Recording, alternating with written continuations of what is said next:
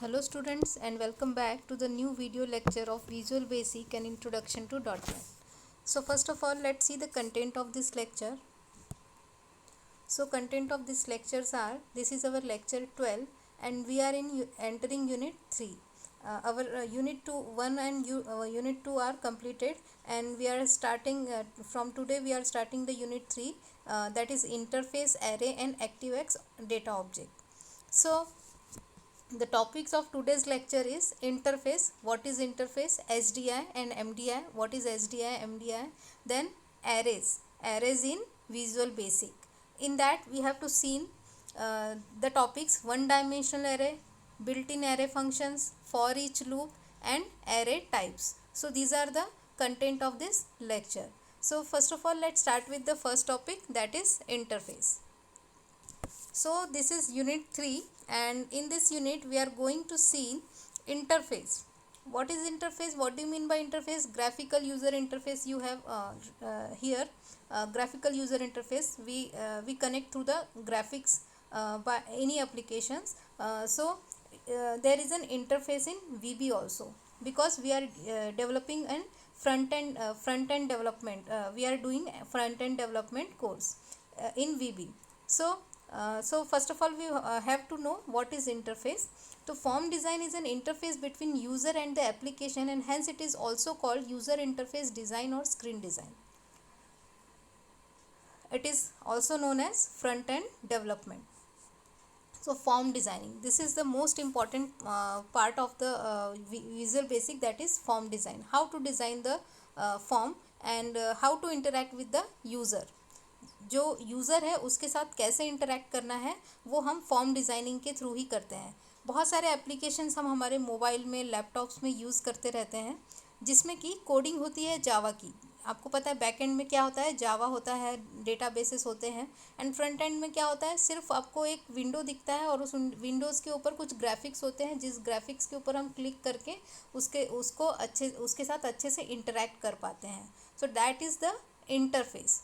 हम यूज़र से किसके थ्रू कनेक्ट कर पा रहे हैं, कैसे हम यूज़र से इंटरफेस कर रहे हैं, यूज़र हमको कैसे इनपुट दे रहा है और हम उसको वापस आउटपुट कैसे रिटर्न करना है, that is all are in interface. तो फॉर्म डिज़ाइन जो है ये बेसिक आइडिया है वीबी के अंदर, और यही है interface between user and the application, and hence it is also called as user interface design और स्क्रीन डिज़ाइन. इसीलिए हम इसको यूज़र इंटरफेस डिज़ाइन भी बोलते हैं और स्क्रीन डिज़ाइन भी बोलते हैं.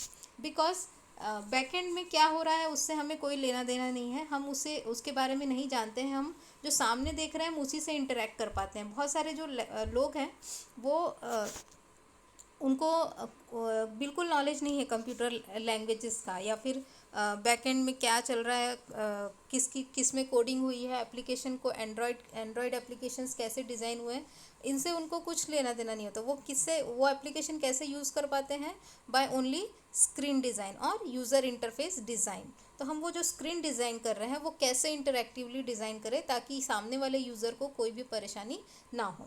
तो interface results in either input, output और बोथ. इंटरफेस का जो रिज़ल्ट है या तो इनपुट होगा या फिर वो आउटपुट, या फिर इनपुट आउटपुट दोनों ही होगा.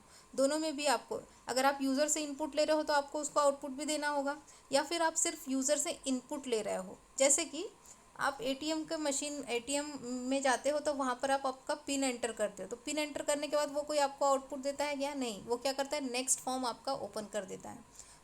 वहाँ पर सिर्फ क्या हो रहा है, उसने आपसे इनपुट लिया है, आउटपुट आपको नहीं दिया है. कई जगह पर क्या होता है, आप इनपुट भी देते हो और आपको साथ साथ उन्हें उसका आउटपुट भी मिलता है. तो इनपुट, आउटपुट और both. Form design elaborates on the way layouts available for the capturing information on the way output is presented.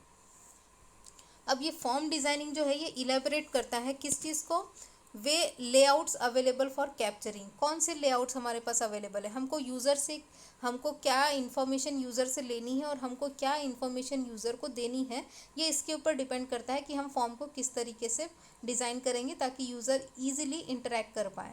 तो इसका भी ये है कि आपको आउटपुट किस फॉर्मेट में और कैसे देना है, ये भी डिपेंड करता है फॉर्म डिज़ाइनिंग केस में. तो visual basic supports 2 types of interface. यहाँ पर 2 टाइप के इंटरफेस विजुअल बेसिक जो है वो सपोर्ट करता है.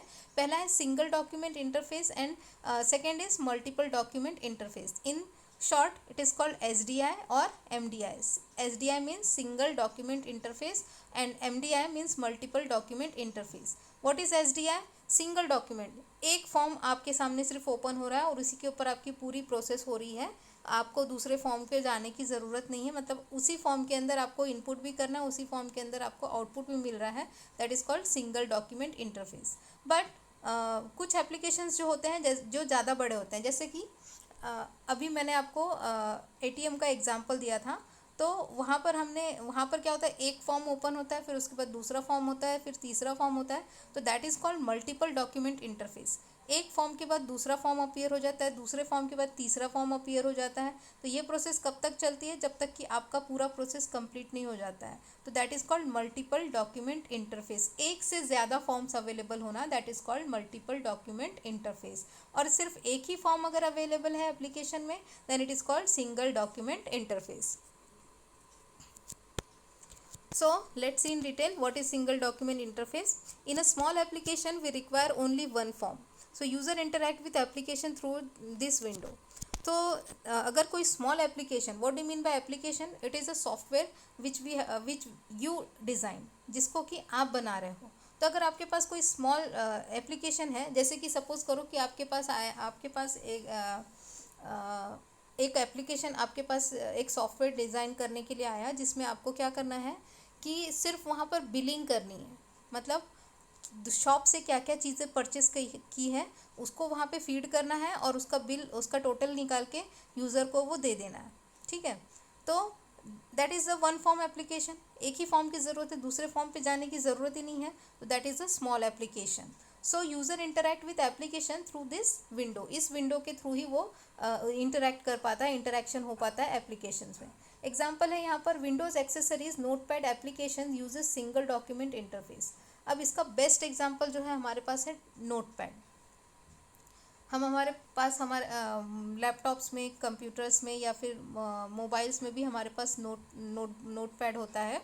तो नोटपैड क्या होता है? सिंगल डॉक्यूमेंट होता है. सिंगल डॉक्यूमेंट इसलिए कहते हैं क्योंकि यहाँ पर डिफाइन नहीं है पेज 1 पेज 2. जैसे वर्ड में क्या होता है, एक पेज होने के बाद दूसरा पेज अपीयर हो जाता है, दूसरा पेज होने के बाद तीसरा पेज अपीयर हो जाता है. लेकिन नोटपैड में ऐसा नहीं है. नोटपैड में सिर्फ एक सिंगल डॉक्यूमेंट होता है.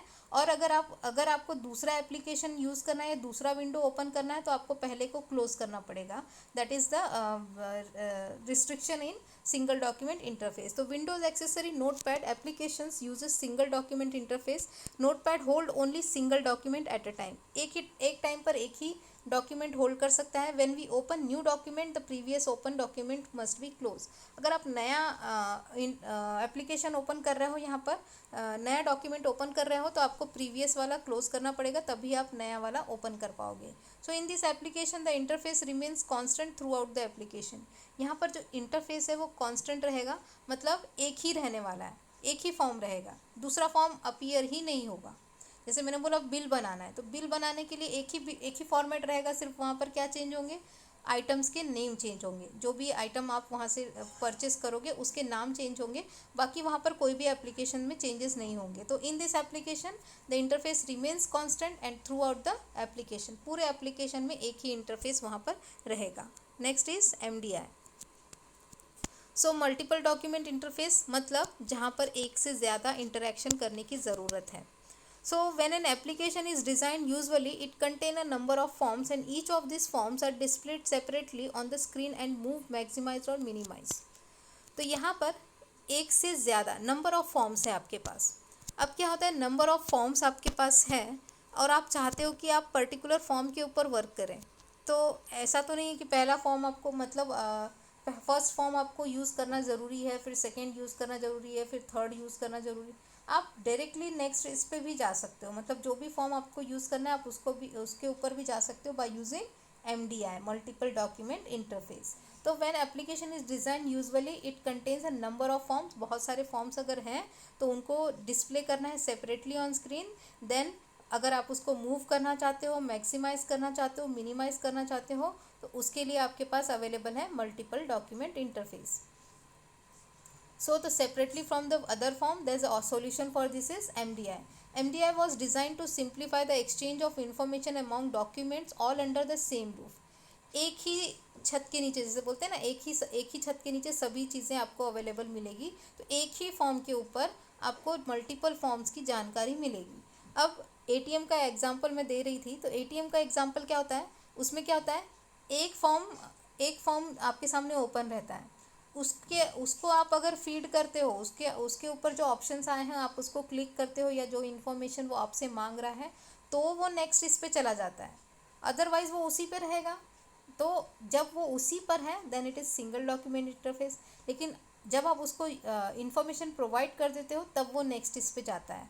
लेकिन आप एक साथ सारे के सारे फॉर्म्स को इंटरैक्ट नहीं कर सकते हो, एक साथ सभी को यूज़ नहीं कर सकते हो।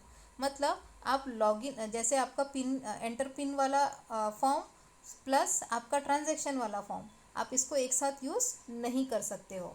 तो इसके लिए अगर आप इनको एक साथ यूज़ करना चाहते हो तब उसके लिए आपको क्या करना पड़ेगा, वहाँ पर MDI डिज़ाइन करना पड़ेगा, multiple document interface. So when the main application multiple open windows but not multiple copies of the application, multiple Windows open रहेंगे लेकिन मल्टीपल कॉपीज़ ओपन नहीं रहेगी, एक फॉर्म की एक ही कॉपी ओपन रहेगी।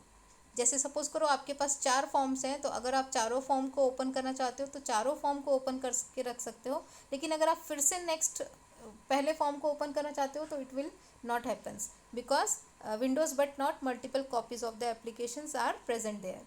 And MDI application must have 2 forms. अगर आप MDI फॉर्म डिज़ाइन करना चाहते हो तो आप एटलीस्ट आपके पास 2 फॉर्म्स होने चाहिए, the parent form and one और मोर चाइल्ड फॉर्म। एक पेरेंट फॉर्म होगा जो कि होगा हमारा MDI, और उसके चाइल्ड फॉर्म्स होंगे जो कि नेक्स्ट फॉर्म्स जो अदर एप्लीकेशंस जो हमने डिज़ाइन किए, अलग अलग फॉर्म्स जो हमने डिज़ाइन किए वो होंगे। तो एक होगा parent that is MDI, and उसके सब फॉर्म्स होंगे दैट इज़ चाइल्ड फॉर्म्स। तो there can be many child forms within parents forms, but there can be only one parent form. Parent एक ही रहेगा, चाइल्ड फॉर्म्स कितने भी रह सकते हैं, चाइल्ड के चाइल्ड भी रह सकते हैं, ठीक है। तो पेरेंट फॉर्म एक ही रहेगा, चाइल्ड के चाइल्ड, या फिर many child forms with in parent form is present. आप बहुत सारे चाइल्ड फॉर्म्स वहाँ पे बना सकते हो, लेकिन पेरेंट फॉर्म जो है MDI जो है वो एक ही रहेगा। सो data exchange is easier when one view and compare many document simultaneously. तो ये इसका फ़ायदा क्या होता है MDI का, कि डाटा जो है वो ईजिली एक्सचेंज हो पाता है, क्योंकि हम एक साथ सारे फॉर्म्स को एक साथ देख पा रहे हैं। तो view and compare many document simultaneously, so it is very easy for data exchange. Next,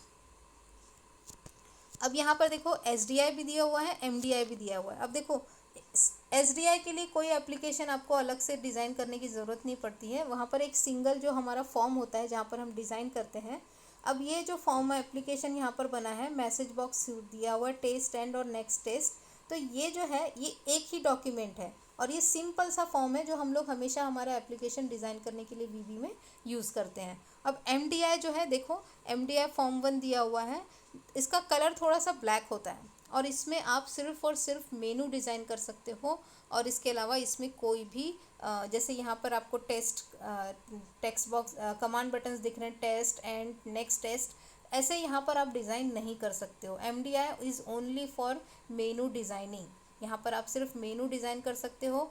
other forms जो इसके पीछे जो 3-4 फॉर्म्स हैं, चाइल्ड फॉर्म्स हैं, उनके लिए आप मेनू डिज़ाइन कर सकते हैं, फॉर्म 1, फॉर्म 2, फॉर्म 3। फॉर्म 1 पे क्लिक करोगे तो फॉर्म 1 खुलेगा, फॉर्म 2 पे क्लिक करोगे तो फॉर्म 2 खुलेगा। तो आप वो डिज़ाइन कर सकते हो, only you design menu, not applications design on MDI forms. Next, arrays. So there is also an array in VB। जैसे C में एरे था, C++ में एरे था, वैसे ही VB विजुअल बेसिक में भी एरे हैं। तो अभी जो है VB जो है वो ज़्यादा यूज़ नहीं होता है एक्चुअली में, इसकी जगह पे .NET यूज़ होता है, और .NEट लगभग ऐसा ही होता है, सिर्फ थोड़ा सा लिखने का तरीका वहाँ पे बदल जाता है .NEट में। तो लेकिन उसका जो बेसिक है वो आपका VB ही है। तो इसलिए आपको यहाँ पर VB के 3 यूनिट दिए हैं, और एक यूनिट जो आपको दिया हुआ है वो है डॉट नेट का यूनिट। तो जो डॉट नेट का यूनिट है वो ज़्यादा इम्पॉर्टेंट है, वो बहुत ज़्यादा इम्पॉर्टेंट है, क्योंकि ऑनलाइन जो एग्ज़ाम आपकी हो रही है उसमें मोस्ट ऑफ द क्वेश्चंस जो हैं, नियर अबाउट 30% क्वेश्चंस जो हैं वो इंट्रोडक्शन टू डॉट नेट में से ही पूछे जा रहे हैं, 4th यूनिट में से ही पूछे जा रहे हैं। तो आपको 4th यूनिट पे ज़्यादा फोकस करना है। इसके बाद ये आज का लेक्चर होने के बाद आपका एक और लेक्चर होगा, उसमें आपका 3rd यूनिट भी कंप्लीट हो जाएगा। उसके बाद हम यूनिट 4 स्टार्ट करेंगे, जिसके अंदर की डॉट नेट का इंट्रोडक्शन है, जो बहुत ज़्यादा इम्पॉर्टेंट है as a online exam point of view. So our present topic is array. So in Visual Basic, arrays are useful to store multiple elements of same data type. ये हमको पता है ऑलरेडी, इसकी डेफिनेशन चेंज नहीं होगी। जो definition सी में थी वही C++ में थी, वही VB में भी रहेगी। तो arrays are useful to store multiple elements of the same data type at contiguous memory location, and arrays will allows us to store the fix number of element sequentially based on the predefined number of items. तो यहाँ पर arrays क्या करता है, store multiple elements in same location, एक location पर multiple elements को store करता है एट कॉन्टिग्यूअस मेमोरी लोकेशन। अब यहाँ पर फिक्स नंबर ऑफ एलिमेंट जो है वो आप स्टोर करके रख सकते हो, जो कि आप प्री डिफाइन करोगे। आप प्री डिफाइन भी कर सकते हो, और अगर आप प्री डिफाइन नहीं करते हो तो आप अननोन नंबर के भी एरे यहाँ पर डिज़ाइन कर सकते हो। An array can start storing the values from index 0, ये तो हमें पता ही है, एरे का इंडेक्स कहाँ से शुरू होता है, 0 से। And suppose if we have an array with an n elements, then it will start storing the elements from index 0 to n-1। तो अगर 10 है तो 10 मतलब 0 to 9, बिकॉज एरे का इंडेक्स कहाँ से शुरू होता है, 0 से शुरू होता है। So this is the definition of array. Now what is one dimensional array? We already know one dimensional array. हमेशा जहाँ पर हमें सेम टाइप का डेटा जो है वो स्टोर करके रखना होता है, वहाँ पर हम वन डायमेंशनल एरे क्रिएट करते हैं। तो this is the simplest form of an array, type of an array. When an array values are referred by a single subscript variable, it is known as one dimensional array. अगर यहाँ पर एक single subscript है, what do you mean by subscript? जैसे कि यहाँ पर लिखा हुआ LA of 10, तो ये जो 10 है that is the subscript of that, वो जो साइज उसका हम दे रहे हैं that is the subscript of that array. तो array values are referred by a single subscript variable and it is known as one dimensional array. हम इसको one dimensional array बोलते हैं। अब यहाँ पर एक सिंपल उसका मेमोरी में उसको कैसे लोकेशन दिया जाता है वैसे वो हम देख रहे हैं। यहाँ पर वैल्यू देख रहे हैं हम 10, 20, 15, 35 and up to n-1। Index यहाँ पे कहाँ से शुरू हो रहा है, 0, 1, 2, 3 अप टू n-1। तो first element is 0 and last is n-1। So this is the one dimensional array present in the memory. Array declaration. अब एरे को डिक्लेयर कैसे करना है, क्योंकि लैंग्वेज बदली है, जैसे C और C++ में ज़्यादा डिफरेंस नहीं था एरे को डिक्लेयर करने के लिए, सेम ही था वो। तो अब हम VB नई लैंग्वेज हम सीख रहे हैं, तो यहाँ पर हमें उसको अलग तरीके से डिक्लेयर करना पड़ेगा। तो हम उसका डिक्लेरेशन देखते हैं। So in Visual Basic, arrays can be declared by specifying the type of elements followed by the bracket. यहाँ पर आपको उसको ब्रैकेट के बाद फॉलो करना पड़ेगा। डिक्लेयर करते वक्त वहाँ पर आपको उसको ब्रैकेट डिक्लेयर करने के बाद आपको ब्रैकेट लगाने पड़ेंगे। तो declaration must give the following information. Declaration में 3 चीज़ें पता होनी चाहिए, जैसे C++ में भी था। Data type of an array, उसका डेटा टाइप क्या है, name of the array and size of the array.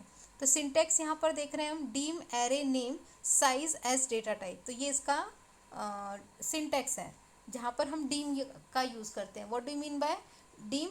Declare in memory. What do you mean by dim? Declare in memory. In short we say dim. Dim array name, array का name, उसका size as data type, उसका data type क्या होगा। Example देखते हैं हम, deem LA of 10। अब यहाँ पर डीम जो है ये तो डिक्लेयर इन मेमोरी है। LA क्या है, एरे का नाम है, और 10 क्या है, स्क्वायर ब्रैकेट्स में उसका साइज है, और उसका डेटा टाइप क्या है, इंटीजर। तो this is the declaration of an array, one dimensional array. Now array initialization, how to initialize an array, this is also important. So this is same as that of C and C++. So in Visual Basic, arrays can be initialized by creating an instance of an array with new keyword. अब देखो यहाँ पर new keyword, because C plus plus C I, C के बाद सी plus plus आई, उसके बाद we B I.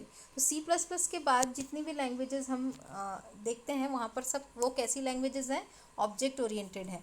तो object oriented है, जब भी हम नया ऑब्जेक्ट क्रिएट करने की कोशिश करते हैं तब हमको वहाँ पर न्यू कीवर्ड का यूज़ करना पड़ता है। सो सेम यहाँ पर भी हम जब इनिशियलाइज करेंगे तो हम यहाँ पर न्यू कीवर्ड का यूज़ करेंगे। So by using the new keyword we can declare and initialise an array at the same time based on our requirement. हमें जैसा चाहिए हम वैसा डिक्लेयर करेंगे। तो अब देखो यहाँ पर declaring and initialising an array with size of 5, तो हम यहाँ पर उसका 5 साइज रख रहे हैं। तो dim array as integer, round brackets हमने दिए हुए हैं, न्यू इंटीजर 4। अब हमने उसको न्यू इंटीजर कितना दिया, 4, और वहाँ पे बाजू में वहाँ पर दिया है करली ब्रैकेट्स। तो करली ब्रैकेट्स में हम क्या लिखते हैं, इनिशियलाइजेशन, जो भी वैल्यू हमको लिखनी होती है वो।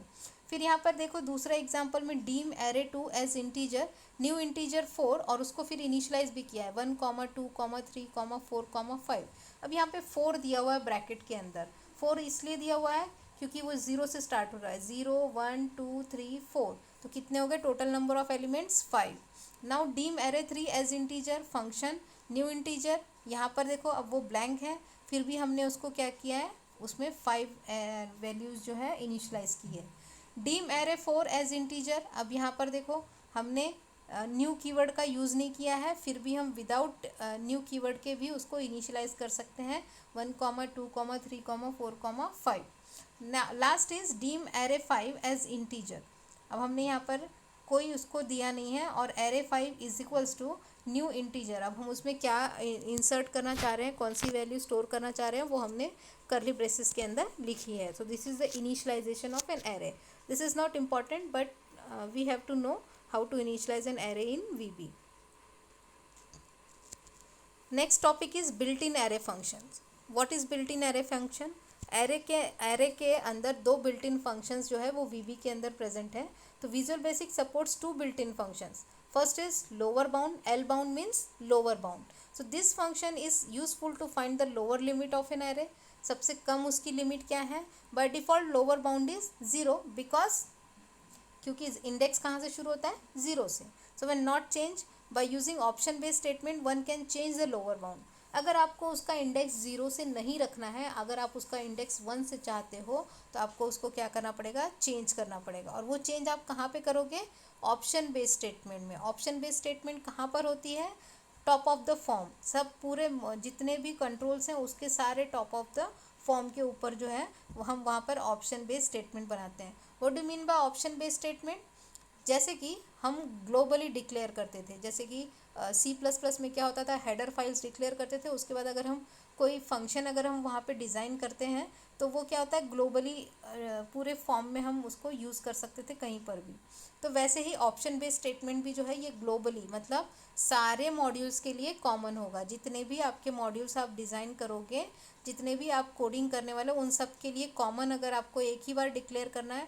इसमें क्या होता है, वीबी में क्या होता है, ये मॉड्यूलर प्रोग्रामिंग है, हर कंट्रोल के लिए आपको अलग कोडिंग करनी पड़ती है। तो अगर आप अब ये जो लोअर बाउंड जो आपने लिमिट रखी है, ये आप चाहते हो कि सारों के सभी के लिए सेम रहे, तो आप इसको किस में डिक्लेयर करोगे, ऑप्शन बेस्ड स्टेटमेंट में। इसका सिंटेक्स क्या है, L bound array name, lower bound और उसका एरे का नाम देना होगा। इसी तरीके से दूसरा function built in function array है, बिल्ट इन एरे फंक्शन है, वो है U bound, that is upper bound. This function is useful to find the upper limit, and इसका सिंटेक्स जो है U bound array name, same as that of the lower bound.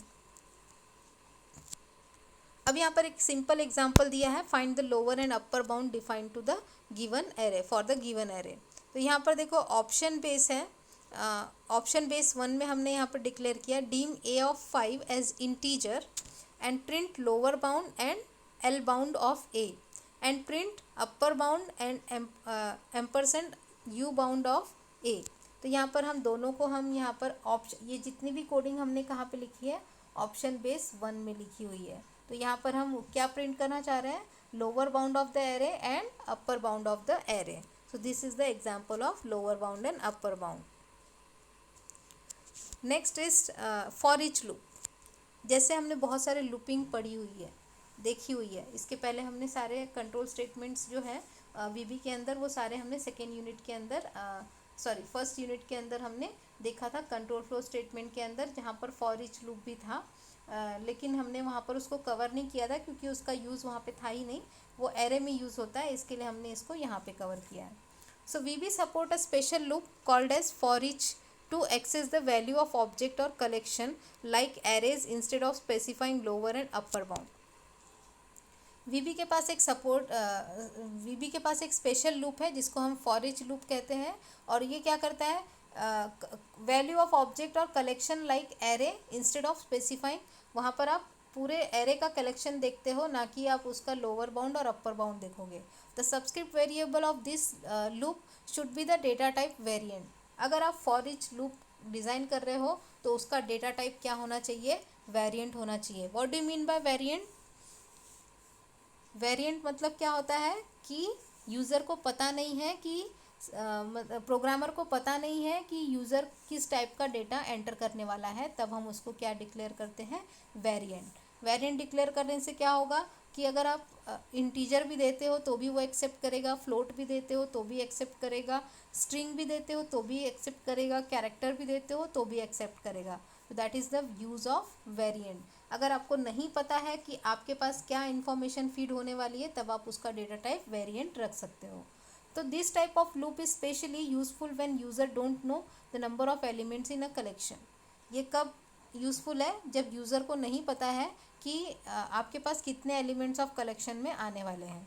Syntax क्या है, for each. यहाँ पर देखो for each loop के बारे में बात करें तो फॉर ईच सब्सक्रिप्ट वेरिएबल। अब सब्सक्रिप्ट वेरिएबल कौन सा वेरिएबल आपने सब्सक्रिप्ट किया है, वो इन एरे नेम और फिर नेक्स्ट। नेक्स्ट मीन्स यहाँ पर क्या हो रहा है, नेक्स्ट जैसे हम लोग C++ में वहाँ पर इंक्रीमेंट करते थे I++, वैसे ही हम यहाँ पर इंक्रीमेंट करने के लिए यूज़ करते हैं नेक्स्ट। तो एग्जाम्पल फॉर ईच लूप यहाँ पे देखते हैं हम लोग। ऑप्शन बेस 1, हमने यहाँ पर एक ऑप्शन बेस 1 बनाया जिसके में सभी के लिए कॉमन रहेगा। प्राइवेट सब कमांड 1, अब हमारे पास एक कमांड 1 हमने फॉर्म में लिया है। फिर वहाँ पर हम क्या डिक्लेयर कर रहे हैं, dim A of 5 as integer. हम एक एरे डिज़ाइन कर रहे हैं जो कि है ए ऑफ 5 एज इंटीजर, जिसकी साइज़ कितनी है, 5। उसका नाम क्या है, ए, और उसका डेटा टाइप क्या है, इंटीजर। अब देखो हमने पहले ही बोला कि अगर आप फॉर ईच लूप यूज़ करना चाहते हो तो one of the data type variant होना चाहिए। सो डीम आई एज वेरिएंट। अब आई एक वेरिएबल है जिसको हम एज अ वेरिएंट डिक्लेयर कर रहे हैं। तो for I is equals to 1 to 5, हम यहाँ पर फॉर लूप लगा रहे हैं जहाँ पर आई की वैल्यू कहाँ से कहाँ तक है, 1 to 5। A of I equals to input box enter a number. अब 1 to 5 यहाँ पर हमने फॉर लूप लगाया हुआ है। फिर इसके बाद क्या हो रहा है, इंक्रीमेंट हो रहा है, नेक्स्ट है। देन अब इसके बाद फॉर ईच लूप यूज़ कर रहे हैं, for each I in A print I next and सब। अब हम यहाँ पर क्या कर रहे हैं, आई की जो वैल्यू है वो कहाँ से ले रहे हैं, ए से ले रहे हैं, और क्या प्रिंट कर रहे हैं, आई को प्रिंट कर रहे हैं। आई क्या है हमें पता नहीं है, आई क्या है, इसीलिए हमने वहाँ पे उसका डेटा टाइप क्या दिया हुआ है, कितने एलिमेंट्स आने वाले हैं हमको नहीं पता है, इसलिए हमने उसको डेटा टाइप दिया है variant. So this is the example of for each loop. And the last topic of the today's lecture is array types. So array can be categorized into following types. अब देखो C और C++ में arrays के जो types थे वो कौन से थे, 1 dimensional array, 2 dimensional array, multi dimensional array और jagged array। बट VB में arrays के types जो है वो अलग हैं। तो arrays can be categorized into following types. First is fixed size array. Fix size मतलब इसका साइज़ जो है वो चेंज नहीं होगा जब आप डिक्लेयर करोगे एरे, जब आप एरे बनाओगे जो आपने उसको साइज़ दी है वो चेंज नहीं होगी at the time of execution. So size of such array are fixed and size is specified during design time and one can not alter it during an application. तो ये जो साइज़ है ये fixed होती है, और ये कब होती है, जब आप डिज़ाइन कर रहे होते हो फॉर्म, उसी समय कोडिंग डिज़ाइन कर रहे हो, कोड डिज़ाइन कर रहे होते हो, तब उसी समय आप इसको देते हो और आप इसको अल्टर नहीं कर सकते हो। What do mean by alter?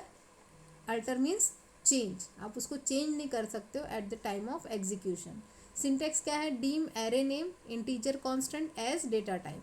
तो dim A of 5 as integer. So this is the example of array, fix size array. तो यहाँ पर हमने वेरिएबल का नाम क्या है, एरे वेरिएबल का नाम क्या है, ए, उसकी साइज़ कितनी है 5, और उसका डेटा टाइप क्या है, integer. Next is multi dimensional array. So multi dimensional array, हमको पता है मल्टी डायमेंशनल एरे कहाँ पे यूज़ होता है, that is used in matrix. So sometimes when storing value in an array is related information also is stored. कई बार क्या होता है, एक वैल्यू स्टोर करते हैं तो उससे रिलेटेड वैल्यूज़ को भी हमें स्टोर करना पड़ता है, तब हमें मल्टी डायमेंशनल एरे का यूज़ करना पड़ता है. तो they are easy to manage. For example, it is helps to keep track of each pixel on computer screen. Both x and y coordinates are to be referred. अगर हम किसी computer के pixels को अगर हम ट्रैक करना चाह रहे हैं तो हमें दोनों का रिकॉर्ड रखना पड़ेगा, x कोऑर्डिनेट का भी और y कोऑर्डिनेट का भी. So this can be done using an dimensional array to be store the values. तो यहाँ पर हम डायमेंशनल एरेज का यूज़ करेंगे जहाँ पर हम दोनों वैल्यूज़ को करस्पॉन्डिंग में सेव कर सकें. एग्जाम्पल क्या है इसका, डीम मैट्रिक्स 3:3 एज डबल. अब बिल्कुल सेम जैसे C++ में हम उसको सबस्क्रिप्ट वैल्यू देते थे, वैसे ही हमने यहाँ पर 3:3 दिया हुआ, मतलब रोज एंड कॉलम्स के लिए. So the above declares 2 dimensional array but arrays can be extended. ये 2 डायमेंशनल एरे है, डीम मैट्रिक्स 3:3 एज डबल, लेकिन हम इसको एक्सटेंड भी कर सकते हैं. जैसे कि एग्जाम्पल यहाँ पे दिया हुआ है, deem multi dimensional 3, 1 to 10, 1 to 15. तो यहाँ पर हमने देखो 3 उसको क्राइटेरिया दिया हुआ है. पहला है 3, दूसरा है 1 to 10 और तीसरा है 1 to 15. So this declaration creates an array that has 3 dimension with size 4. पहले का साइज कितना हो गया, 4, 10 एंड 15. अब 4 इसलिए है क्योंकि हमने उसको कितना बोला है, 3 डायमेंशनल बोला है. तो 1 to 10, फिर उसके लास्ट लिमिट उसकी 10 है और उसके आखिरी वाले की कितनी है, 15 है. तो ये हम यहाँ पर उसकी लिमिट जो है वो सेव कर रहे हैं. So the total number of element is the product of this 3 dimension. इन तीनों का प्रोडक्ट अगर आप करते हो तो आपको कितना मिलेगा, 600. तो आप इतना डेटा जो है इस मल्टी डायमेंशनल एरे के अंदर स्टोर करके रख सकते हो. अब आते हैं dynamic array. This is the last array, that is third type of the array in VB, that is dynamic array. What do you mean by dynamic? Changing the number of elements in an array. Dynamic का मतलब होता है keep on changing, वो fix नहीं होता है, कभी भी आप उसको चेंज कर सकते हो, कभी भी आप वो बदल सकता है. तो समटाइम्स व्हेन, इसलिए इसको बोला dynamic array. And changing the number of elements in an array, उसको चेंज कर सकते हैं. तो sometimes when declaring arrays it's required size may not be known. कई बार क्या होता है, साइज जो है उसका नोन नहीं होता, हमें पता नहीं होता है. जैसे कि सपोज़ करो किसी कॉलेज का सॉफ्टवेयर है और वहाँ पर एडमिशन शुरू है फर्स्ट ईयर में. एडमिशन जब शुरू है तो कॉलेज को नहीं पता है कितने स्टूडेंट एडमिशन लेने वाले हैं, क्योंकि वहाँ पर कोई लिमिट फिक्स नहीं की है कि इतने ही स्टूडेंट को एडमिशन देना है. तब क्या करना पड़ेगा, हमें डायनामिक एरे का यूज़ करना पड़ेगा. क्यों? क्योंकि हमें नहीं पता है कितने स्टूडेंट एडमिशन लेने वाले हैं. So instead of making it larger enough to hold the maximum number of data, which means the most of the array में बी एम्प्टी. ज़्यादा करके एरे जो होते हैं वो कैसे होते हैं, खाली होते हैं. And array can be declare dynamically. Array को हम कैसे डिक्लेयर करते हैं, डायनामिकली. क्यों? क्योंकि हमें नहीं पता है हम नंबर ऑफ एलिमेंट्स कितने आने वाले हैं एरे के अंदर. सो तो dynamic array can be resize any time. आप इसको रीसाइज कर सकते हो any time. And dynamic arrays are among the most flexible and convenient features in VB. तो ये बहुत ज़्यादा फ्लेक्सिबल है और बहुत ज़्यादा कन्वीनियंट है VB के अंदर, लेकिन ये बहुत ज़्यादा साइज़ इसको लगती है. And they help to manage memory efficiently. अब मेमोरी में इफ़िशिएंटली का मतलब यह है कि सपोज़ करो कि आपने एडमिशन शुरू किए और आपके पास 100 स्टूडेंट के एडमिशन्स आ गए. अब एडमिशन क्लोज हो गए तो आप उसको क्या कर सकते हो, फिक्स कर सकते हो. तो आप उसको रीसाइज करके उसको फिक्स साइज कर सकते हो, क्योंकि अब आपको पता है कि आपके पास कितने स्टूडेंट जो है वो एरे के अंदर, कितने एलिमेंट्स जो है वो एरे के अंदर रहने वाला है. तो this is most flexible and convenient features in VB. Dynamic arrays are created in the same way as normal array but without specifying its dimension. जैसे हम नॉर्मल एरे डिक्लेयर करते हैं VB के अंदर, वैसे ही हम डायनामिक एरे को भी डिक्लेयर करते हैं, बस उसकी डायमेंशन सेट नहीं करते हैं कि कितने एलिमेंट्स उसके अंदर, उसकी साइज़ हम उसको नहीं बताते हैं, ब्लैंक रखते हैं. तो dim dynamic array blank bracket as integer. So when the actual number of elements to be stored in the array is known, the redim statement is use to redimension array with the required size. अब यहाँ पर actual number of elements to be stored in the array known, अगर हमें पता चल जाता है कि कितने एलिमेंट स्टोर होने वाला है, सपोज करो कि लिमिट सेट हो गई कि नहीं भाई सिर्फ 50 ओनली 50 स्टूडेंट्स को एडमिशन देना है, तो अब हमें लिमिट पता है, तो अब हम क्या कर सकते हैं, उसको रिडीम कर सकते हैं। तो redimension array with the required size, हम उसको रिडीम कर सकते हैं। This is also an very important redimension. हम हमने जो एरे पहले डिक्लेयर किया था, अब हम उसको क्या कर रहे हैं, रिडीम कर रहे हैं। क्यों कर रहे हैं रिडीम, क्योंकि हमको पता चल गया है कि कितने एलिमेंट हमको स्टोर करने हैं, उसकी लिमिट क्या है एरे की। तो syntax redim dynamic array int count. अब इंट काउंट का मतलब क्या है, जितना भी आप उसको, जैसे मैंने बोला अभी 50 स्टूडेंट्स को एडमिशन देना, तो उसका इंट काउंट कितना रहेगा, 50।